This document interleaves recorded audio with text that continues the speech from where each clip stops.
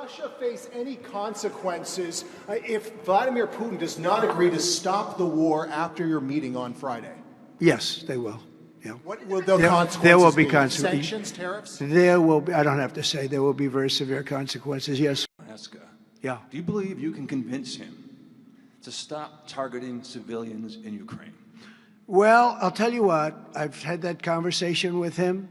I've had a lot of good conversations with him. Then I go home and I see that a rocket hit a nursing home or a rocket hit an apartment building and people are laying dead in the street. So I guess the answer to that is no, because I've had this conversation. I want to end the war. It's Biden's war, but I want to end it. I'll be very proud to end this war along with the 5 other wars I ended. But I guess the answer to that is probably no, because I would have had a good conversation with Vladimir. I knew him very well. I got along with him great, actually. We had the Russia. I had to go through the Russia hoax, and it was actually it was a strain on the relationship. I actually told him. I said, you know, they got this phony investigation going on, Russia, totally phony, created by Adam Schiff, Shifty Schiff, and Hillary Clinton and the whole group of them. And it made it very dangerous for our country because I was unable to really deal with Russia the way we should have been. I'm looking at Pam because I hope something's going to be done about it.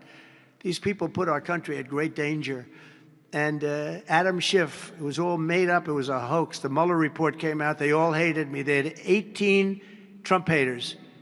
And they said I did nothing wrong. They couldn't believe, they couldn't find anything after. We had a very good call. He was on the call. President Zelensky was on the call. I would rate it a 10, you know, very, very friendly. I know the leaders because I was at NATO, as you know. I took it from 2% to 5%, 2% that wasn't paid, 5% that is paid, which is trillions of dollars in defense capability. No, it was always going to be, I was going to meet with President Putin, and then after that, I'm going to call the leaders and President Zelensky. I'm going to call President Zelensky, and then I'll call, probably in that order, the leaders. There's a very good chance that we're going to have a second meeting, which will be more productive than the first, because the first is I'm going to find out where we are and what we're doing. Again, this is Biden's war. This isn't my war. He got us into this thing. There's new reporting that the Russians have hacked into some computer systems that manage U.S. federal court documents. I wonder if you've seen this reporting and if you plan to bring it up with Putin when you see him later in the week. I guess I could. Are you surprised? You know, are you surprised? They hack in. That's what they do. They're good at it. We're good at it. We're actually better at it. But no, I have heard about it. I have heard about it. Mr. President, how were your calls this morning with European leaders, and was it your call not to invite President Zelensky to your meeting with Putin? No, just the opposite. No. We had a very good call. He was on the call. President Zelensky was on the call. I would rate it a 10, you know, very, very friendly. I know the leaders because I was at NATO, as you know. I took it from 2% to 5%, 2% that wasn't paid, 5% that is paid, which is trillions of dollars in defense capability. No, it was always going to be I was going to meet with President Putin, and then after that I'm going to call the leaders and President Zelensky. I'm going to call President Zelensky, and then I'll call, probably in that order, the leaders. There's a very good chance that we're going to have a second meeting, which will be more productive than the first, because the first is I'm going to find out where we are and what we're doing. Again, this is Biden's war. This isn't my war. He got us into this thing, and it should have never happened. This war would have never happened if I were president.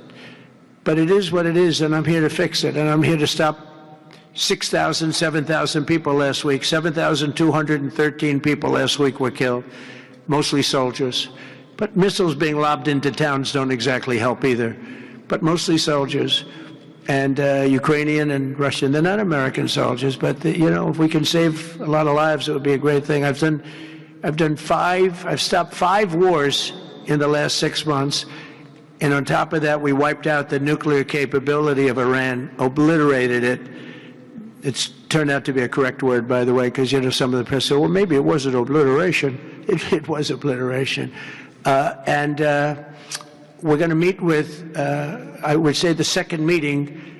If the first one goes okay, we'll have a quick second one. I would like to do it almost immediately, and we'll have a quick second meeting between President Putin and President Zelensky and myself if they'd like to have me there.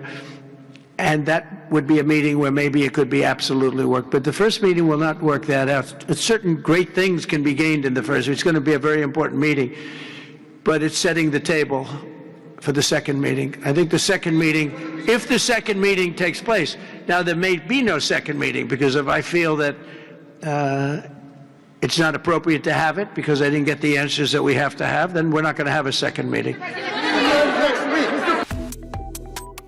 Subscribe to Oneindia and never miss an update. Download the Oneindia app now.